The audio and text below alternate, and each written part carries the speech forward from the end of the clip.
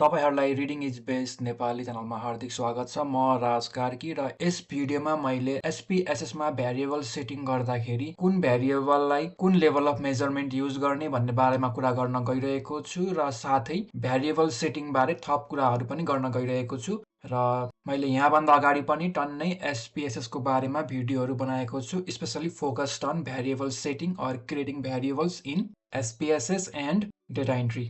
धेरै काम इजी भयो नि त मेरो। र हाम्रो यो के हो, यो नोमिनल हो, यो पनि नोमिनल हो र कस्तो खाले लेभल अफ मेजरमेन्ट युज गर्ने भन्ने कुरा त मैले यहाँ भनिसकेको छु र यहाँभन्दा अगाडिको भिडियोमा मैले डिटेलमा एक्सप्लेन गरिसकेको छु। क्याटेगोरी मात्र छ भने नोमिनल र क्याटेगोरी बाहेक र्याङ्क पनि गर्न मिल्छ भने अर्डिनल भयो र क्याटेगोरी पनि छ, र्याङ्क पनि गर्न मिल्छ र भ्यारिएबलको दुईटा पोइन्ट बीच इक्वल डिस्टेन्स छ भने इन्टरभल युज गर्दा भयो। यस्तै गरिकन यो क्याटेगोरी छ, र्याङ्क गर्न मिल्छ, भ्यारिएबलको दुईटा पोइन्ट बीच इक्वल डिस्टेन्स छ र ट्रु जिरो पनि छ भने रेसियो। ट्रु जिरो भनेको 0 देखि सुरु हुन्छ भने अथवा 0 पोइन्ट भन्ने फिक्स छ भने, सुरु हुने पोइन्ट फिक्स छ भने त्यसलाई रेसियो मानिन्छ, नत्र भने इन्टरभल हुन्छ। फर एक्जाम्पल हाइट हाम्रो 0 देखि सुरु हुन्छ, माइनसमा हाइट कहिले हुँदैन, माइनसमा वेट कहिले हुँदैन, माइनसमा डिस्टेन्स कहिले पनि हुँदैन। यसकारणले यसको ट्रु जिरो एक्जिस्ट गर्ने भन्छ। तर टेम्परेचर हाम्रो माइनसमा हुन पायो नि त, नेगेटिभमा हुन पायो। यसको 0 पोइन्ट फिक्स छैन, सुरु हुने पोइन्ट फिक्स छैन। यसकारणले टेम्परेचरलाई हामीले इन्टरभलमा राख्छौँ। अनि एजुकेसनल लेभल, लाइकट स्केलहरू, र्याङ्कहरूलाई चाहिँ हामीले अर्डिनलमा राख्छौँ, किनकि यसको क्याटेगोरी पनि छ, र्याङ्क पनि छ, तर त्योभन्दा माथिको यो इक्वल डिस्टेन्स छैन दुईटा पोइन्ट बीच है। फर एक्जाम्पल ब्याचलर र मास्टर बीच इक्वल डिस्टेन्स छैन क्या। ब्याचलर भनेको 4 वर्ष 3 वर्ष कोर्स हो, मास्टर भनेको 2 वर्ष अथवा 1 वर्ष कोर्स हो। सो यसमा इक्वल डिस्टेन्स छैन र अर्डर छ नि त। ब्याचलर भन्दा मास्टर ठुलो, मास्टर भन्दा PhD ठुलो, एउटा अर्डर छ, र्याङ्क छ। र यदि र्याङ्क पनि छैन भने त अब हामीले नोमिनलमा हाल्छौँ। नोमिनलमा क्याटेगोरी मात्र हुन्छ। जेन्डर के हुन्छ, मेल, फिमेल, अदर भयो। रिलिजन के भयो, हिन्दू, बुद्धिस्ट, क्रिस्चियन भयो। रेस एसियन, अफ्रिकन, युरोपियन भयो। अनि त्यसपछि नेसनालिटीमा अब छ इन्डिया, नेपाल, चाइना, विभिन्न कन्ट्री छ। यसमा कुनै र्याङ्क हुँदैन, यो नेसनालिटी ठुलो सानो भन्ने हुँदैन है।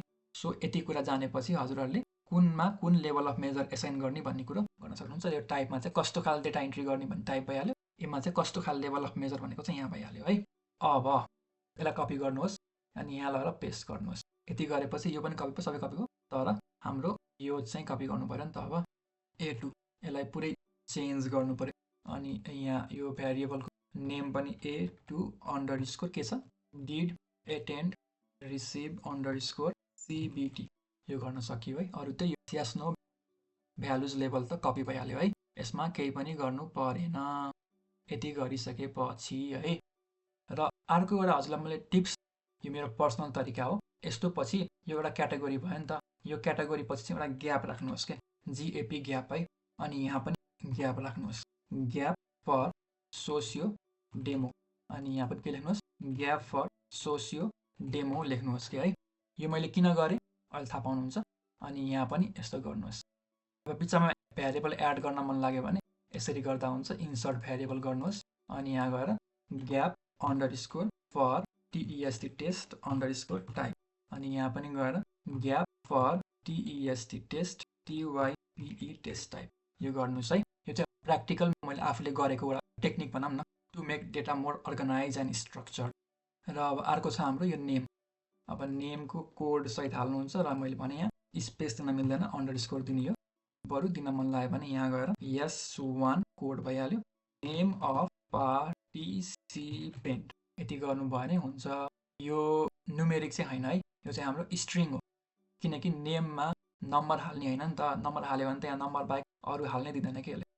न्युमेरिक हाल्यो भने त नम्बर बाहेक अरू टाइप गर्न दिँदैन, मिल्दैन। सो स्ट्रिङ हो, स्ट्रिङमा हामीले नम्बर सहित अल्फाबेट, सिम्बल, पासपोर्ट टाइपको डेटाहरू हाल्न मिल्छ है। धेरै इजी हुन्छ। मलाई धेरै इन्ट्री गर्न किन्दैन, यो विथ बढाम। जेनरली मैले 32 गर्छु यो स्ट्रिङवालामा। अनि यो बल्ल अरू टाइप गर्न मिल्छ। यसलाई मैले यो कोलमलाई बढाएँ, यो कोलम बढाउने बित्तिकै यहाँ पनि बढ्छ, हेर्नुहोस् है। यसलाई मैले घटाएँ भने यो 7 भयो, हेर्नुहोस्। यसलाई मैले बढाएँ भने यो पनि बढ्यो, 24 भयो। यसको काम त्यही हो है। अब यहाँ राज कार्की अनि कोड दिन सक्यो, यसरी राख्न सक्यो नि त। अल्फाबेट पनि भयो, अनि पासवर्ड टाइपको यस्तो नि हाल्न सकियो। सो त्यही भएर स्ट्रिङ युज गर्छौँ हामीले नेममा है। जहाँ चाहिँ हामीले आफै इन्ट्री गर्नुपर्ने हुन्छ त्यसमा चाहिँ हामीले स्ट्रिङ युज गर्छौँ। त्यसले चाहिँ हामीलाई अल्फाबेट, न्युमेरिक प्लस अरू सिम्बलहरू एड गर्न दिन्छ। तर न्युमेरिक मात्रमा चाहिँ फेरि यो अल्फाबेट र सिम्बल एड गर्न मिल्दैन, नम्बर मात्र एड गर्न मिल्छ है। र यो चाहिँ हाम्रो नोमिनल नै भइहाल्यो अहिले है। अर्को के छ सेक्स। अब यो सेक्स भन्दा पनि मेन त जेन्डर होला।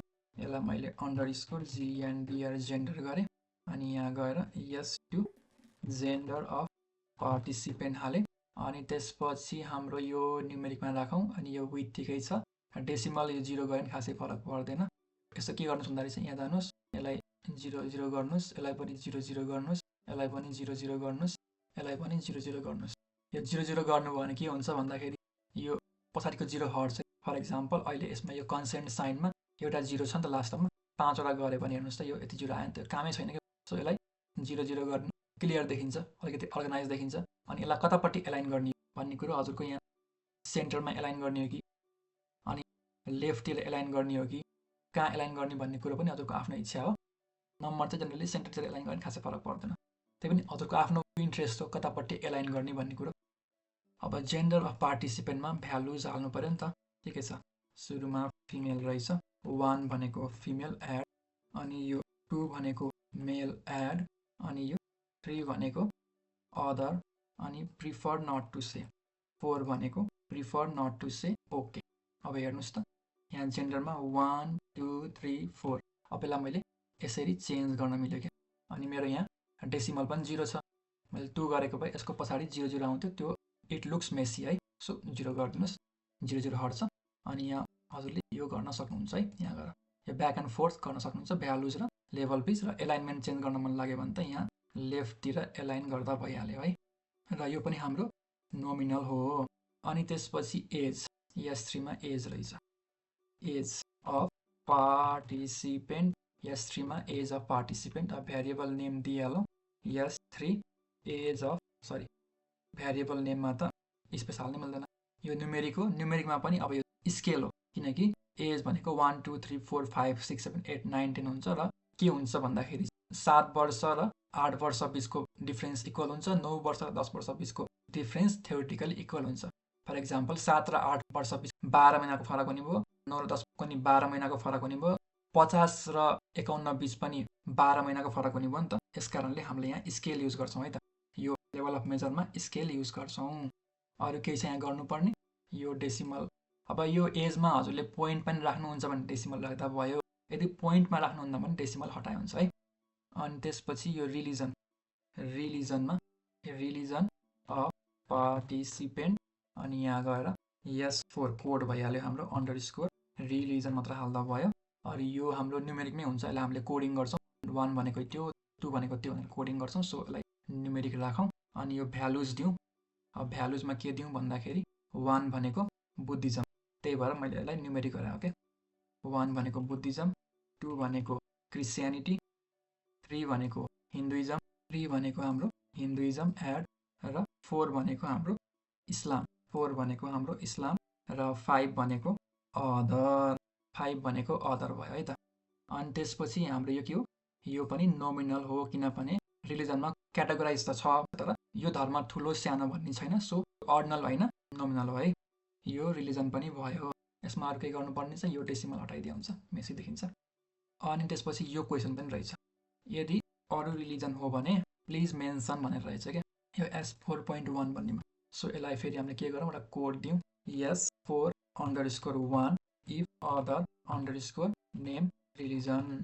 पार्टिसिपेन्टले यहाँ अरू धर्म टाइप गरोस् भन्ने चाहन्छौँ नि, के धर्म बाँकी सामने, अब जैन धर्म बाँकी होला। सो न्युमेर भयो भने त जैन टाइप गर्न मिलेन, उसले 1 2 टाइप गर्न मिल्यो, यो नम्बर टाइप गर्न मिल्यो किनकि न्युमेरिक हो। यो डेसिमललाई निकालिदिउँ। अनि तर यो जैन टाइप गर्न मिलेन, अरू विभिन्न धर्म जुन पनि छ नि यो टाइप गर्न मिल्दैन क्या। अब यहाँ अनलेस हामीले यसलाई स्ट्रिङमा चेन्ज गर्छौँ है। र स्ट्रिङमा चेन्ज गरेपछि मेक स्योर कि छ नि यो विथ इज इनफ है, किनकि कहिलेकाहीँ त्यो 32 वटा अथवा 8 भन्दा बढी क्यारेक्टर इन्टर गर्न पर्ने अवस्था, इन्टर गर्नको लागि चाहिँ अलिक ठुलो होस् भन्ने मेक स्योर गर्नुहोस् है, नत्र हजुरको यहाँ इन्टर गर्न दिँदैन क्या त्यो 8 वटा भन्दा बढी।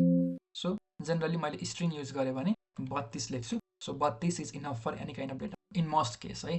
अब मैले यहाँ जुदाइजम लेखे पनि भयो, जैनिजम लेखे पनि भयो, बल्ल लेख्न मिल्यो नि त यहाँ, किनकि मैले यसलाई यहाँ स्ट्रिङ बनाएँ।